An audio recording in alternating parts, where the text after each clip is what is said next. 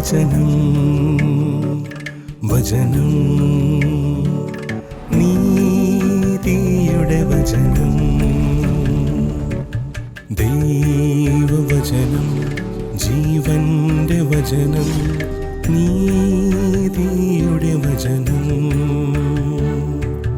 നീതിയുടെ വചനം. ദൈവമക്കളെ, ദൈവത്തിൻ്റെ പരിശുദ്ധാത്മാവിൽ കൂടിയല്ലാതെ നമുക്ക് വചനത്തിൻ്റെ ആഴങ്ങളെ തുറക്കുവാൻ സാധ്യമല്ല. നാം വചനത്തിലേക്ക് കടക്കുമ്പോൾ നമുക്ക് മനസ്സിലാകുന്ന ഒരു സത്യം, ഇതിനകത്തെ വചനങ്ങൾ ആദ്യം മുതൽ അവസാനം വരെ പലർക്ക് വേണ്ടിയും അതുപോലെ തന്നെ ഓരോരുത്തർക്ക് വേണ്ടിയും പല വ്യക്തികൾക്ക് വേണ്ടിയൊക്കെ എഴുതിയിട്ടുള്ള വചനങ്ങൾ ഇതിലുണ്ട്. എന്നാൽ ഈ വചനങ്ങൾ എനിക്ക് വേണ്ടിയാണ് എഴുതിയിരിക്കുന്നത് എന്ന് നാം ഏറ്റെടുക്കുമ്പോൾ മാത്രമേ നമ്മുടെ ജീവിതത്തിൽ വചനത്തിൽ കൂടി അത്ഭുതങ്ങളുടെ പെരുമഴ പെയ്യിക്കുവാൻ നമുക്ക് കഴിയുള്ളൂ. ഓരോ വചനവും വായിക്കുമ്പോൾ ഇത് ആർക്ക് വേണ്ടിയോ, അല്ലെങ്കിൽ കോരിന്ത്യർക്ക് വേണ്ടിയല്ലേ, റോമർക്ക് വേണ്ടി, ആർക്ക് വേണ്ടിയോ ഗലാത്യർക്ക് വേണ്ടി ഇങ്ങനെയൊക്കെ എഴുതിയിട്ടുള്ളതെന്ന് ഓർത്തിരിക്കാതെ ഇത് എനിക്ക് വേണ്ടി എഴുതിയിട്ടുള്ളതാണ്, എനിക്കുള്ള സന്ദേശമാണ് ഇതിൽ തന്നിരിക്കുന്നത്, യേശു ക്രിസ്തുവാണ് എന്നോട് സംസാരിക്കുന്നത് എന്ന് നാം നമ്മുടെ മനസ്സിൽ ഉറച്ച് വിശ്വസിക്കുമ്പോൾ മാത്രമേ നമുക്ക് നമ്മുടെ ജീവിതത്തിൽ അത്ഭുതങ്ങൾ സംഭവിക്കുകയുള്ളൂ. അതല്ലെങ്കിൽ വെറുതെ നമ്മൾ കഴിഞ്ഞ എപ്പിസോഡിൽ പറഞ്ഞതുപോലെ വചനം വെറുതെ വായിച്ച് വിടാമെന്നുള്ളതേ ഉള്ളൂ. അത് പഠിച്ച് നമുക്ക് മുന്നേറുവാൻ സാധ്യമല്ലാതെ വരും. ഇന്ന് നമ്മൾ ചിന്തിക്കാൻ പോകുന്ന വിഷയം നീതിമാൻ്റെ പ്രാർത്ഥന എന്നുള്ളതാണ്. നീതിമാൻ്റെ പ്രാർത്ഥന. പ്രാർത്ഥനയെക്കുറിച്ച് പല പ്രസംഗങ്ങളും നമ്മൾ കേട്ടിട്ടുണ്ട്. പ്രാർത്ഥനയെക്കുറിച്ച് പല കാര്യങ്ങളും തിരുവചനത്തിൽ പറഞ്ഞിട്ടുണ്ട്. എന്നാൽ വാസ്തവത്തിൽ പ്രാർത്ഥന എന്താണ്? മനുഷ്യൻ്റെ ആത്മാവും ദൈവത്തിൻ്റെ പരിശുദ്ധാത്മാവും തമ്മിൽ അനുരണനപ്പെട്ട് ഒന്നായി തീരുന്ന അവസ്ഥയാണ് പ്രാർത്ഥന എന്ന് പറയുന്നത്. അതായത് അതിനൊരു വചനം നമുക്ക് വേണമെങ്കിൽ നോക്കാം. യോഹന്നാൻ സുവിശേഷത്തിൽ പറയുന്നത്, എന്നിൽ വസിപ്പീൻ, ഞാൻ നിങ്ങളിലും വസിക്കും. കൊമ്പിന് മുന്തിരിവള്ളിയിൽ വസിച്ചിട്ടല്ലാതെ സ്വയമായി ഒന്നും ചെയ്യുവാനായിട്ട് കഴിയുകയില്ല. അതുകൊണ്ട് അതാണ് എന്നിൽ വസിപ്പീൻ, ഞാൻ നിങ്ങളിലും വസിക്കും. ഇങ്ങനെ തമ്മിൽ അനുരണനപ്പെട്ട് വസിക്കുന്ന അവസ്ഥയാണ് പ്രാർത്ഥന എന്ന് നാം പറയുന്നത്. ആദിമ നൂറ്റാണ്ടിലൊക്കെ, അതായത് ആദാമിൻ്റെ കാലത്ത് പ്രാർത്ഥനയൊന്നുമില്ലായിരുന്നു. എന്നാൽ ആദാം തെറ്റ് ചെയ്ത് കഴിഞ്ഞപ്പോൾ എന്താണ് അവർ ചെയ്യുന്നത് എന്ന് നമുക്കറിയാം. ഹാബേലും കയീനും എന്താണ് ചെയ്തത്? ദൈവത്തിൽ നിന്നും അകന്നു പോകേണ്ടതായിട്ട് വന്നു. അപ്പോൾ ദൈവത്തിൻ്റെ പ്രസാദം ലഭിക്കാനായിട്ട് അവർ എന്താ ചെയ്തത്? പ്രാർത്ഥിക്കുകയല്ലായിരുന്നു. അവർ ചെയ്തത് വഴിപാടുകൾ ദൈവത്തിന് കൊണ്ട് സമർപ്പിച്ച് ദൈവത്തെ പ്രസാദിപ്പിക്കുവാൻ അവർ ശ്രമിക്കുകയായിരുന്നു. അതായിരുന്നു അവരുടെ പ്രാർത്ഥന. എന്നാൽ ഈ പ്രാർത്ഥന ദൈവം എങ്ങനെയാണ് അംഗീകരിക്കുന്നത്? ഈ ദൈവം ഇവരിൽ ആരുടെ പ്രാർത്ഥനയാണ് അംഗീകരിക്കുന്നത്? ആരുടെ വഴിപാടാണ് അംഗീകരിക്കുന്നത്? ഹാബേലിൻ്റെ വഴിപാട് മാത്രമേ ദൈവം അംഗീകരിക്കുന്നുള്ളൂ. കയീൻ്റെ വഴിപാട് അംഗീകരിക്കുന്നില്ല. എന്താണ് കാരണം? ദൈവത്തിന് മനുഷ്യൻ്റെ മനസ്സറിയുവാൻ യാതൊരു ബുദ്ധിമുട്ടുമില്ല. കയീൻ വഴിപാട് കൊണ്ട് വരുന്ന അവസരത്തിൽ തന്നെ ദൈവത്തിനറിയാം അവൻ്റെ മനസ്സിലിരിപ്പ്. അത് ഒടുവിൽ കർത്താവ് വെളിപ്പെടുത്തുന്നുണ്ട്. നീ നന്മ ചെയ്യുന്നു എങ്കിൽ നിന്നിൽ പ്രസാദം ഉണ്ടാകുകയില്ലയോ എന്നാണ് പറയുന്നത്. നന്മ മനുഷ്യൻ ചെയ്യണമെങ്കിൽ അവൻ്റെ ഉള്ളിൽ നന്മ വസിക്കണം. അപ്പോൾ ഇവൻ്റെ ഉള്ളിൽ, കയ്യിൻ്റെ ഉള്ളിൽ സഹോദര സ്നേഹമില്ല, മറ്റുള്ളവരോട് യാതൊരു സ്നേഹവുമില്ലാത്തവനാണ്. ദൈവം മനുഷ്യനെ സൃഷ്ടിച്ചു തന്നെ സ്നേഹിക്കുന്നതിന് വേണ്ടിയാണ്. ആ സ്നേഹത്തിൻ്റെ ഒരംശം പോലും ഈ കയീനിലില്ലായിരുന്നു. അതാണ് അവൻ്റെ യാഗം അല്ലെങ്കിൽ അവൻ്റെ വഴിപാട് ദൈവം അംഗീകരിക്കാതിരുന്നത്. പ്രാർത്ഥനയ്ക്ക് പ്രത്യേകം ലാംഗ്വേജോ സംസ്കൃത പ്രയോഗങ്ങളോ പ്രാസപ്രയോഗങ്ങളോ ഒന്നും ആവശ്യമില്ല. ദൈവവുമായിട്ടുള്ള സംസർഗം, ഞാൻ നേരത്തെ പറഞ്ഞല്ലോ, രണ്ട് ഹൃദയങ്ങൾ തമ്മിൽ ഒന്നിച്ചു ചേരുന്ന അവസ്ഥയാണ്. ഏത് ഹൃദയങ്ങൾ? ദൈവത്തിൻ്റെ പരിശുദ്ധാത്മാവും ആ ആത്മാവും നമ്മുടെ ആത്മാവും ഒന്നിച്ച് ചേരുന്ന അവസ്ഥയാണ് പ്രാർത്ഥന. ഈ കഴിഞ്ഞ സമയത്ത് ഒരു ക്രൈസ്തവ പ്രസിദ്ധീകരണത്തിൽ, മാസികയാണ്, അതിൻ്റെ ടൈറ്റിൽ ഞാൻ ശ്രദ്ധിക്കുകയുണ്ടായി. അതിൻ്റെ ടൈറ്റിൽ എന്ന് പറയുന്നത് ഒരു പ്രാർത്ഥനയാണ്. ദൈവമേ, ആത്മാവിൽ ഞങ്ങളെ നവീകരിച്ച്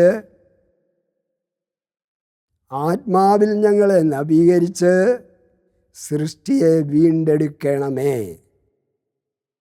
ആത്മാവിൽ ഞങ്ങളെ നവീകരിച്ച്, ശ്രദ്ധയോടെ കേൾക്കുക, ഒരു ടൈറ്റിലാണ്. ആത്മാവിൽ ഞങ്ങളെ നവീകരിച്ച് സൃഷ്ടിയെ വീണ്ടെടുക്കണമേ, ഒരു മാഗസിൻ്റെ ടൈറ്റിലാണ്. ഇത് നമ്മൾ പരിശോധിച്ചാൽ രണ്ട് വലിയ ദൗത്യങ്ങളാണ് ഇവിടെ ദൈവത്തിന് മനുഷ്യൻ കൊടുക്കുന്നത്. എന്തൊക്കെയാണ്? ആത്മാവിൽ ഞങ്ങളെ നവീകരിക്കുക, നവീകരണം ദൈവം ഇങ്ങോട്ട് തരണം. രണ്ടാമത് സൃഷ്ടിയെ വീണ്ടെടുക്കണം. ഈ രണ്ട് ചുമതലകളാണ് മനുഷ്യൻ ദൈവത്തെ ഏൽപ്പിക്കുന്നത്. മനുഷ്യൻ്റെ മിക്കവാറുമുള്ള പ്രാർത്ഥനകളെല്ലാം ഇങ്ങനെയാണ്. അതായത് ദൈവത്തെ ചുമതലകളെല്ലാം ഏൽപ്പിക്കുക എന്നുള്ളതാണ്. കർത്താവേ, അത് ചെയ്യണമേ, ഇത് ചെയ്യണമേ, അങ്ങനെ ചെയ്യണമേ, ഇങ്ങനെ ചെയ്യണമേ എന്നാണ് മനുഷ്യൻ്റെ പ്രാർത്ഥനകൾ മുഴുവൻ. അതിൽ നിന്ന് നമുക്ക് മനസ്സിലാക്കാവുന്ന ഒരു കാര്യമുണ്ട്. എന്താ അത് പണ്ട് ഒരു ചിന്തകൻ ഇതിനെക്കുറിച്ച് പറഞ്ഞിട്ടുണ്ട്. അദ്ദേഹം പറഞ്ഞത്, നാം ദൈവത്തേക്കാൾ നല്ലവരാകാൻ ശ്രമിക്കുകയാണ് അവിടെ. അതാണ് അങ്ങനെയുള്ള പ്രാർത്ഥനയുടെ പ്രത്യേകത എന്ന് പറയുന്നത്. എന്നാൽ ഇവിടെ പറഞ്ഞിരിക്കുന്ന രണ്ട് ദൗത്യവും യേശു ക്രിസ്തു, എന്തൊക്കെയാണ് ദൗത്യം? ഞങ്ങളെ പുതിയ സൃഷ്ടിയാക്കണം, അതുപോലെ തന്നെ നവീകരിക്കണം. അതിനുള്ള വാക്യം തന്നെ 2 കൊരിന്ത്യർ 5-ാം അധ്യായത്തിൽ പറയുന്നുണ്ട്. ക്രിസ്തു നമ്മളിൽ വസിക്കുമ്പോൾ നമ്മളിൽ ഒരു പുതിയ മനുഷ്യൻ രൂപം പ്രാപിക്കുകയാണ്. നാം ക്രിസ്തുവിനെ ധരിക്കുമ്പോൾ നമ്മളിലൊരു പുതിയ മനുഷ്യൻ രൂപം പ്രാപിക്കുകയാണ്. ഒരുവൻ ക്രിസ്തുവിലായാൽ അവൻ പുതിയ സൃഷ്ടിയാകുന്നു. Praise the Lord. അവിടെയാണ് നവീകരണം. ആ തിരിച്ചറിവാണ് നവീകരണം എന്ന് പറയുന്നത്. ഒരുവൻ ക്രിസ്തുവിലായാൽ അവൻ പുതിയ സൃഷ്ടിയാകുന്നു എന്ന് പറഞ്ഞാൽ അതിൻ്റെ അർത്ഥം എന്താ? പഴയതിനെ ഉരിഞ്ഞു കളഞ്ഞ് പുതിയതിനെ ധരിച്ചിരിക്കുന്നുവല്ലോ, അവിടെയാണ് നവീകരണം. അപ്പോൾ യേശു ക്രിസ്തുവിനെ നാം കർത്താവിൻ്റെ രക്ഷിതാവുമായിട്ട് സ്വീകരിക്കുമ്പോൾ നാം ഒരു പുതിയ സൃഷ്ടിയായി. അവിടെ നവീകരണം നടന്നു കഴിഞ്ഞു. അത് നാം ചെയ്യേണ്ട കാര്യമാണ്. അത് ദൈവത്തെ ഏൽപ്പിച്ച് നമ്മൾ ഇരുന്നാൽ പറ്റത്തില്ല. അതുപോലെ തന്നെ വീണ്ടെടുപ്പ്, സൃഷ്ടിയെ വീണ്ടെടുക്കണമേ. എന്താണ് വീണ്ടെടുപ്പ് എന്ന് പറയുന്നത്? ഈ വീണ്ടെടുപ്പും നേരത്തെ തന്നെ ദൈവം ചെയ്തു കഴിഞ്ഞതാണ്. ദൈവം ഇത് ചെയ്തു കഴിഞ്ഞതാണ്. നേരത്തെ ഞാൻ പറഞ്ഞതുപോലെ പുതിയ സൃഷ്ടിയാക്കിയത് എന്നാണ്? യേശു ക്രിസ്തു തൻ്റെ രക്തം ചൊരിഞ്ഞ് യേശു ക്രിസ്തുവാണ് അത് ചെയ്തത്. നമ്മളെ സ്വയമാണ് നമ്മളത് പുതിയ സൃഷ്ടിയെ ധരിക്കേണ്ടത്. നേരത്തെ തന്നെ നമ്മളെ ധരിപ്പിച്ചിരിക്കുകയാണ് യേശു ക്രിസ്തു. ദൈവം നമ്മളെ പുതിയ സൃഷ്ടിയാക്കിയിരിക്കുകയാണ്. അതുപോലെ തന്നെ വീണ്ടെടുപ്പ്. എന്താണ് വീണ്ടെടുപ്പ്? വീണ്ടെടുപ്പ് എന്ന് പറയുന്നത് നേരത്തെ തന്നെ ദൈവം അതും ചെയ്ത കാര്യമാണ്. വീണ്ടും വീണ്ടും നമ്മൾ കർത്താവിനോട് പറയുന്നത്, കർത്താവേ അത് ചെയ്യണമേ. എങ്ങനെയാണ് ചെയ്തത്? നിങ്ങളെ വീണ്ടെടുത്തിരിക്കുന്നത്, പ്രൈസ് ദ ലോർഡ്, പൊന്ന് വെള്ളി മുതലായ അഴിഞ്ഞു പോകുന്ന വസ്തുക്കളെ കൊണ്ടല്ല. പിന്നെ എങ്ങനെയാണ്? ക്രിസ്തു എന്ന നിർദോഷവും നിഷ്കളങ്കവുമായ കുഞ്ഞാടിൻ്റെ വിലയേറിയ രക്തത്താൽ അത്രേ, പ്രൈസ് ദി ലോർഡ്, ഹല്ലേലൂയ, രക്തത്താൽ അത്രേ നിങ്ങളെ വീണ്ടെടുത്തിരിക്കുന്നത്. അപ്പം ഈ വീണ്ടെടുപ്പും നേരത്തെ ചെയ്തു കഴിഞ്ഞതാണ്. ദൈവം തന്നെയാണ് അത് ചെയ്തിരിക്കുന്നത്. നമ്മളെ വീണ്ടെടുക്കുകയായിരുന്നു. എങ്ങനെ? ക്രൂസിൽ തൻ്റെ രക്തം ചൊരിഞ്ഞ് നമ്മളെ വീണ്ടെടുക്കുകയായിരുന്നു. ദൈവമക്കളെ, നമ്മൾ ഈ തിരുവചനം പഠിക്കുന്ന അവസരത്തിൽ വളരെ ശ്രദ്ധയോടുകൂടി നമ്മൾ ഓർക്കേണ്ട ഒരു കാര്യം, തിരുവചനത്തെ, പ്രത്യേകിച്ച് പുതിയ നിയമത്തെ 2 ഭാഗമായിട്ട് തിരിച്ചാൽ തന്നെ, അതായത് സുവിശേഷങ്ങളുണ്ട്, ലേഖനങ്ങളുമുണ്ട്. ഈ സുവിശേഷവും ലേഖനവും ഒരേ ആത്മാവിൽ ഒരുപോലെ നമ്മൾ വായിച്ചു വിട്ടാൽ നമുക്ക് വളരെയധികം കൺഫ്യൂഷൻ ഉണ്ടാകും. കൺഫ്യൂഷൻ എന്ന് പറഞ്ഞാൽ നമുക്ക് മനസ്സിലാക്കാൻ ഒരുപാട് ബുദ്ധിമുട്ടുകൾ വരും. അവിടെ പ്രാർത്ഥനയെക്കുറിച്ചും, അതായത് അത് ഞാൻ പറയാം. അതായത് സുവിശേഷത്തിൽ എന്താ പറഞ്ഞിരിക്കുന്നത്? യേശു ക്രിസ്തു 3.5 വർഷക്കാലം ഇവിടെ ജീവിച്ചപ്പോൾ യേശു ക്രിസ്തു എന്തെല്ലാം മനുഷ്യന് വേണ്ടി ചെയ്തു എന്നും ആ യേശു ക്രിസ്തുവിൻ്റെ പ്രവർത്തനത്തെക്കുറിച്ചുള്ള വിശദീകരണമാണ് സുവിശേഷം എന്ന് പറയുന്നത്. ആ സുവിശേഷം യേശു ക്രിസ്തുവിനെ കുറിച്ച് ഇവിടുത്തെ എക്സ്പ്ലനേഷൻ, യേശു ക്രിസ്തുവിനെ കുറിച്ചുള്ള വിശദീകരണങ്ങൾ സുവിശേഷത്തിൽ കൂടി നമുക്ക് ലഭിക്കുമ്പോൾ ആ യേശു ക്രിസ്തു പരിശുദ്ധാത്മാവായി മാറിക്കഴിഞ്ഞതിന് ശേഷം, പ്രൈസ് ദി ലോർഡ്, പരിശുദ്ധാത്മാവായി മാറിക്കഴിഞ്ഞതിന് ശേഷം ആ പരിശുദ്ധാത്മാവിൽ കൂടി നമുക്ക് ലഭിക്കുന്ന കാര്യങ്ങളാണ് ലേഖനങ്ങളിൽ കാണിച്ചിരിക്കുന്നത്. ഹല്ലേലൂയ. അതുകൊണ്ട് ഇത് രണ്ടും രണ്ടായിട്ട് വിഭാഗിക്കണം. ലേഖനങ്ങളെക്കുറിച്ച് നാം ചിന്തിക്കുന്ന അവസരത്തിൽ ലേഖനങ്ങളിൽ പറഞ്ഞിരിക്കുന്നത് എന്താണ്? കർത്താവേ, ഞങ്ങൾക്ക് അത് തരണേ ഇത് തരണേ എന്നുള്ളതല്ല പറഞ്ഞേക്കുന്നത്. പ്രാർത്ഥനയ്ക്ക് ജീവനും ഭക്തിക്കും ആവശ്യമുള്ളത് മുഴുവൻ നൽകിയിരിക്കുന്നു. നൽകുമെന്നല്ല, പത്രോസ് അപ്പോസ്തലൻ നല്ല ലേഖനത്തിൽ കൂടി പറയുന്നതാണ്. മനുഷ്യൻ്റെ ജീവനും ഭക്തിക്കും ആവശ്യമുള്ളത് മുഴുവൻ ദൈവം നൽകിയിരിക്കുന്നു. എന്താണ് ജീവനും ഭക്തിക്കും? ജീവൻ എന്ന് പറഞ്ഞാൽ മനുഷ്യന് ഇവിടെ ജീവിക്കാൻ ആവശ്യമുള്ള എല്ലാ കാര്യങ്ങളും കർത്താവ് ഇവിടെ ഒരുക്കിയതിന് ശേഷമാണ് പോയത്. ഇനി നമ്മളതിനകത്ത് ഉപയോഗിച്ചാൽ മാത്രം മതി. പക്ഷേ നമ്മൾ വീണ്ടും പറയുന്ന കർത്താവ് ഞങ്ങൾക്ക് അത് തരണേ ഇത് തരണേ എന്ന് വീണ്ടും നമ്മൾ പ്രാർത്ഥിച്ചുകൊണ്ടിരിക്കുകയാണ്. അതുകൊണ്ട് ജീവന് ആവശ്യമായിട്ടുള്ളതെല്ലാം, ഭൗതിക ജീവിതത്തിന് ആവശ്യമായിട്ടുള്ളതെല്ലാം ദൈവം നൽകി തന്നു കഴിഞ്ഞു. ജീവനും ഭക്തിക്കും ആവശ്യമായിട്ടുള്ളത്, ഭക്തിക്ക് ആവശ്യമായിട്ടുള്ളത്, ആത്മീയ ജീവിതത്തിന് ആവശ്യമായിട്ടുള്ളത്, ആത്മീയ ജീവിതത്തിന് ആവശ്യമായിട്ടുള്ള മുഴുവൻ കർത്താവ് തന്നു കഴിഞ്ഞു. ആ മനുഷ്യൻ്റെ ആത്മീയ ജീവിതത്തിന്, അതാണ് ആ വാക്യത്തിൻ്റെ അർത്ഥം. ജീവനും ഭക്തിക്കും ആവശ്യമുള്ളതെല്ലാം നമുക്ക് നൽകി തന്നു കഴിഞ്ഞിരിക്കുന്നു. ഇത് നാം മറന്നു പോകരുത്. അതാണ് സുവിശേഷവും ലേഖനവും രണ്ടും രണ്ടായി നാം വിഭാഗിക്കുമ്പോൾ നമുക്ക് ലഭിക്കുന്ന തിരിച്ചറിവ്. ഈ തിരിച്ചറിവില്ലാതെ സുവിശേഷവും അതുപോലെ തന്നെ അതിലെ പ്രാർത്ഥനകളും പുതിയ ലേഖനങ്ങളിലെ പ്രാർത്ഥനകളും തമ്മിൽ നാം ഒരുപാട് ചിന്താക്കുഴപ്പങ്ങൾ ഉണ്ടാക്കുവാനുള്ള സാധ്യതകളുമുണ്ട്. ലേഖനങ്ങളിൽ എഴുതിയിരിക്കുന്ന ഇത് മുഴുവൻ കർത്താവ് നമുക്ക് തന്നു കഴിഞ്ഞതാണ്. എപ്പോൾ?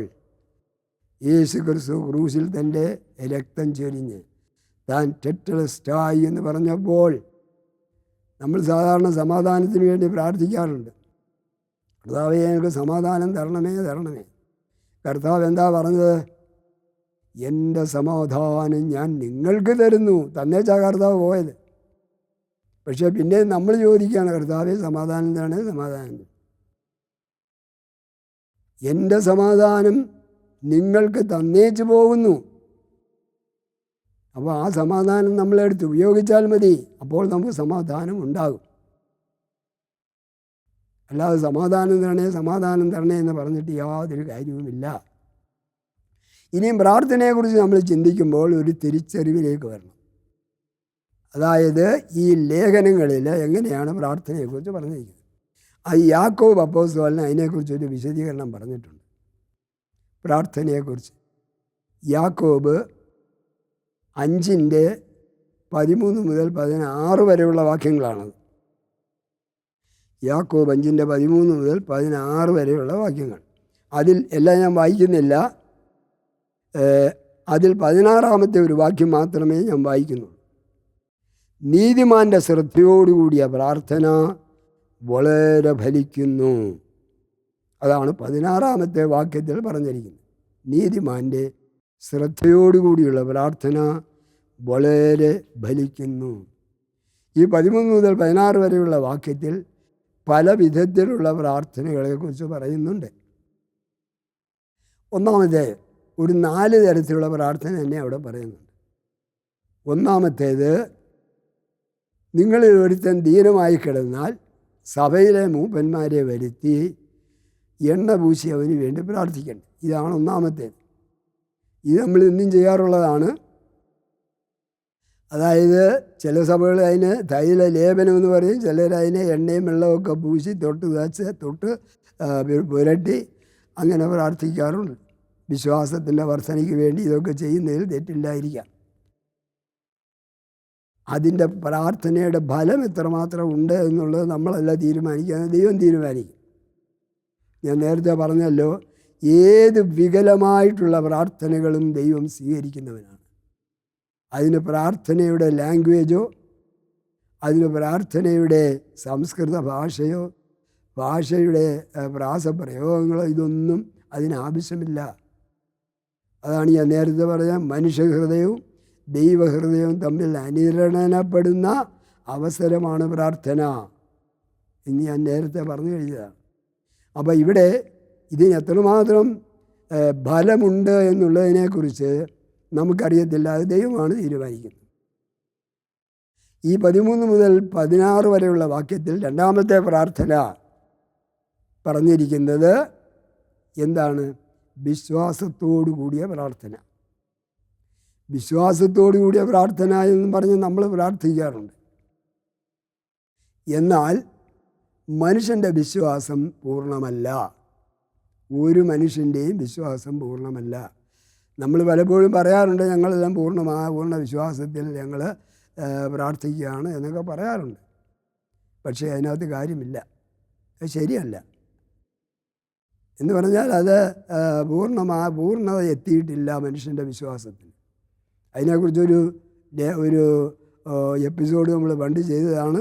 അതിന് യേശുവിൻ്റെ വിശ്വാസത്തിൽ നമ്മൾ ആശ്രയിക്കണം. അത് നമ്മൾ അതിനെക്കുറിച്ച് വിശദീകരിച്ച് പണ്ടൊരിക്കൽ പഠിച്ചതാണ്.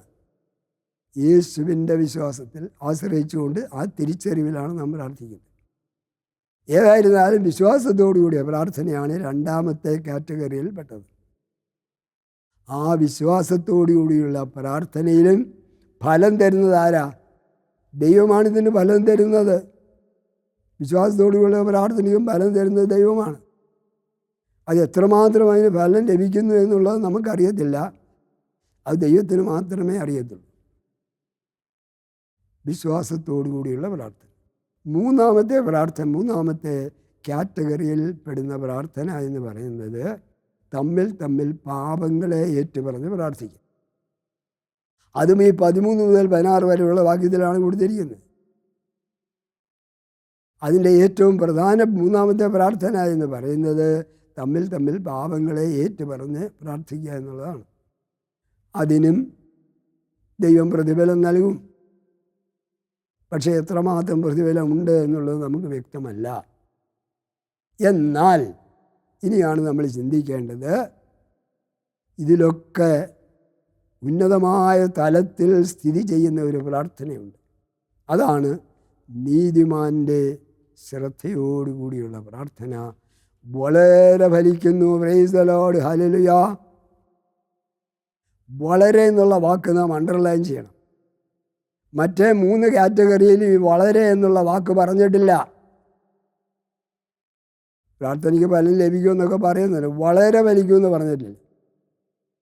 വളരെ ഫലിക്കുമെന്ന് പറഞ്ഞാൽ ആരുടെ പ്രാർത്ഥനയാണ്? നീതിമാന്മാരുടെ പ്രാർത്ഥന മാത്രമാണ്. നീതിമാനെന്ന് പറഞ്ഞാൽ ആരാ?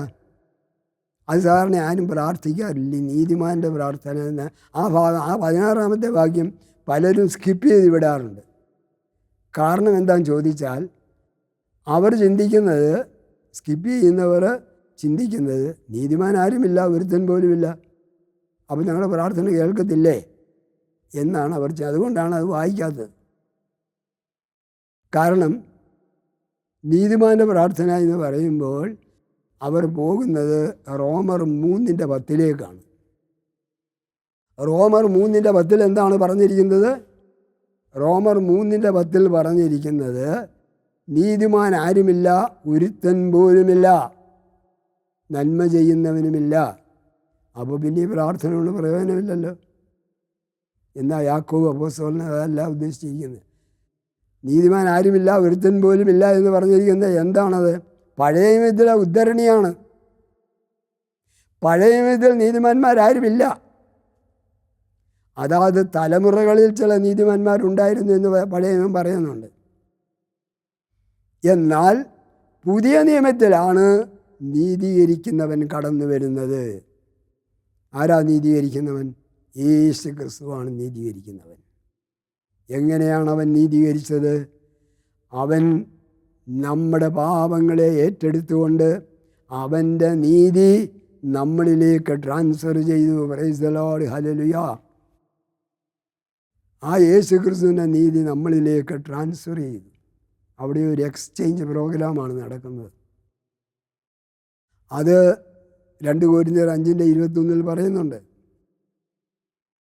അതുപോലെ തന്നെ നീതീകരണം വന്നിരിക്കുന്നു എന്നാണ് പറഞ്ഞിരിക്കുന്നത്. നീതീകരണം വന്നു. റോമർ 5:18 പറയുന്നത് അതാണ്.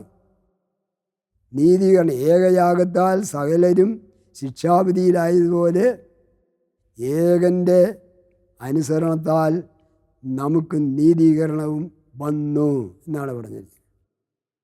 അങ്ങനെയാണ് നമ്മെ പാപത്തിൽ നിന്ന് പൂർണ്ണമായി മോചിപ്പിച്ചത്.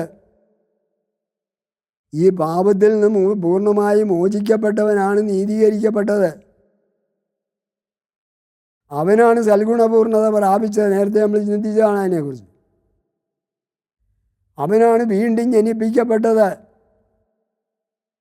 അവനാണ് കൃപയാൽ രക്ഷ നേടിയത്. ഹല്ലേലൂയ. അവനിൽ കൂടെയാണ് നാം നീതീകരിക്കപ്പെടുന്നത്. അപ്പോൾ യേശു ക്രിസ്തുവിൻ്റെ രക്തം ചിന്തി, കാൽവറിയിൽ തൻ്റെ രക്തം ചിന്തി നമ്മളെ നീതിമാന്മാരാക്കുകയായിരുന്നു. അങ്ങനെ വിശ്വാസമുള്ളവരുടെ പ്രാർത്ഥനയാണ് യാക്കോബ് അപ്പോസ്തലൻ ഉദ്ദേശിച്ചിരിക്കുന്നത്. Praise the Lord, hallelujah.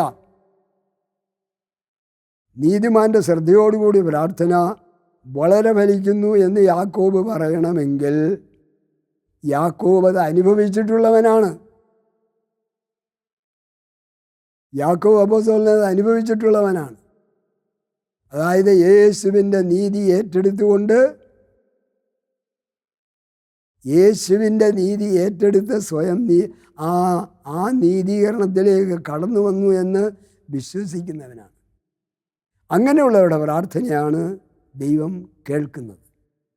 അതാണ് വളരെ ഫലിക്കുന്നു എന്ന് പറഞ്ഞിരിക്കുന്നത്. അതുകൊണ്ട് പറയുന്നതിന് ഒരു വിധത്തിലും ശങ്കിക്കേണ്ട കാര്യമില്ല. പഴയ വിധത്തിലെ ഉദ്ധരണികൾ വെച്ചുകൊണ്ട് നമ്മളിതിനെക്കുറിച്ച്, അതാണ് നേരത്തെ പറഞ്ഞല്ലോ. അതായത് പുതിയ നിയമം പഠിക്കുമ്പോൾ സുവിശേഷങ്ങൾ ഒരു വിധത്തിൽ, പഴയ നിയമം വേറൊരു വിധത്തിൽ ചിന്തിക്കണം. അതായത് പിന്നെ ലേഖനങ്ങൾ മറ്റൊരു വിധത്തിൽ ചിന്തിക്കണം. ചുരുക്കത്തിൽ നാം തിരുവചനത്തെ വേണ്ട വിധത്തിൽ പഠിച്ചില്ലെങ്കിൽ ഈ തിരുവചനം കൊണ്ട് നമുക്ക് യാതൊരു ഗുണവും ഉണ്ടാകത്തില്ല. തിരുവചനം പഠിച്ച് നീതിമാനാകുവാൻ നമുക്ക് ശ്രദ്ധിക്കേണ്ടതായിട്ടിരിക്കുന്നു. എബ്രായ ലേഖനത്തിൽ പറഞ്ഞിരിക്കുന്നത് എന്താണ്? എൻ്റെ നീതിമാൻ വിശ്വാസത്താൽ ജീവിക്കും. നീതിമാൻ വിശ്വാസത്താൽ ജീവിക്കുമെന്ന് എവിടെയാണ് പറഞ്ഞത്? ഹബക്കൂക്കിൻ്റെ പുസ്തകത്തിൽ പഴയ നിയമത്തിൽ പറഞ്ഞിട്ടുണ്ട്. അവിടെ നീതിമാൻ വിശ്വാസത്താൽ ജീവിക്കുമെന്ന് മാത്രമേ പറഞ്ഞിട്ടുള്ളൂ. എന്നാൽ എബ്രായ ലേഖകൻ അതിൻ്റെ കൂടെ എൻ്റെ നീതിമാൻ എന്ന് പറഞ്ഞു. Price the Lord, hallelujah. അതാണ് എൻ്റെ നീതിമാൻ. ആര്? യേശുവിൻ്റെ രക്തത്താൽ വീണ്ടെടുക്കപ്പെട്ട ആളുകളാണ് എൻ്റെ നീതിമാൻ എന്ന് പറയുന്നത്. ആ നീതിയുടെ അവസ്ഥയിലേക്ക് കടന്നു വരാം. അങ്ങനെ നീതീകരണം പ്രാപിച്ച നാം പ്രാർത്ഥിക്കുമ്പോൾ വളരെ ഫലം ലഭിക്കുന്നു. അങ്ങനെയുള്ള പ്രാർത്ഥിച്ചേച്ച് മാറിയിരിക്കേണ്ട കാര്യമില്ല, ഫലം ലഭിച്ചു കഴിഞ്ഞു. ആ ഒരു തിരിച്ചറിവിലേക്ക് കടന്നു വരുവാൻ ദൈവം തൻ്റെ പരിശുദ്ധാത്മാ മുഖാന്തരം നമുക്ക് ഓരോരുത്തർക്കും ഇടയാകട്ടെ. ആമേൻ, ആമേൻ, ആമേൻ.